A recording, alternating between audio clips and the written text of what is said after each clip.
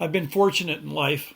No, I haven't lived through the events I'm about to say, but I've lived at an age where I would talk to neighbors, people decades and decades, over half a century older than me, and ask questions, and they'd tell you the answers. Ask them what it was like to live in the Depression. Ask them what it was like to go through World War II, and they would tell you, and they would give you examples, and you would hear what was within them that got them through that, and you would be impressed. The younger people today don't have these people to talk to anymore like I did growing up.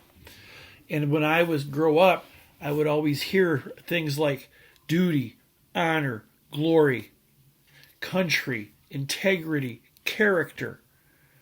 That these were all things that were very important to those people. But all those things have gone away, haven't they? Can you listen to the news today and hear people wish death to the President of the United States and tell me that anybody cares about character? I don't think so. What I'm trying to do is trying to say and move to the point, because I've been through this whole thing years before COVID. I got my lessons started, and I saw the ugliest of what people do to each other and how it's infiltrating our society more and more and more, that people will forget what their soul means and literally steal from somebody, and the bureaucrats that are supposed to help protect you against theft will support the thief because they want their piece too. There is no honor and integrity left, so we have to get down to the basics and rebuild from where it should be. People didn't talk about church back in the day, even during the Depression and World War II, because they didn't want to push their religion on anybody. That's where these honor and integrity words came from. That was a secular way of saying they cared about the quality of their soul.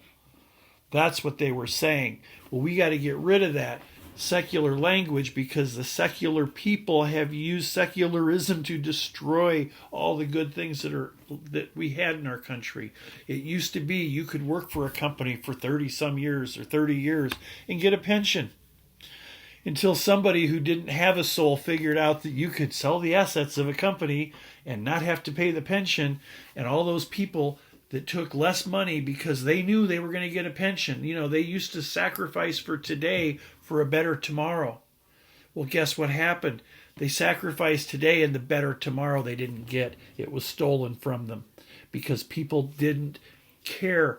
All this integrity and character went out the window.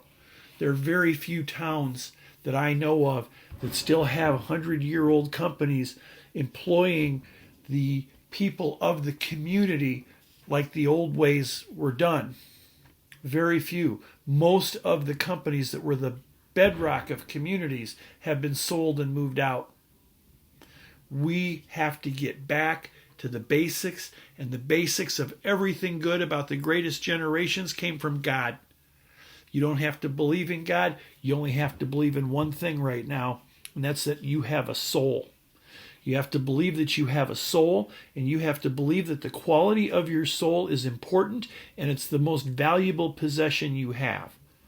When you know that, and you take every action and ask yourself, will this enhance the quality of my soul or lower the quality of my soul?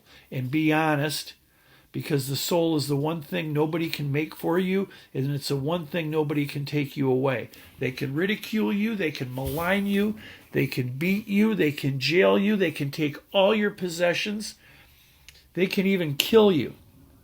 But they can't take your soul, and your soul is everlasting, and the better you make it now, the better it'll be after this body's gone. So that's what this whole concept is. That's what I'm going to promote.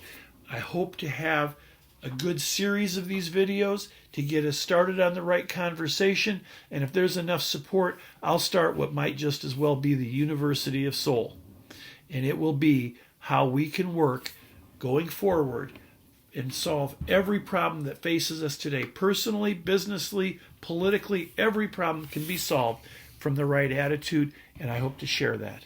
Thank you. I look forward to more.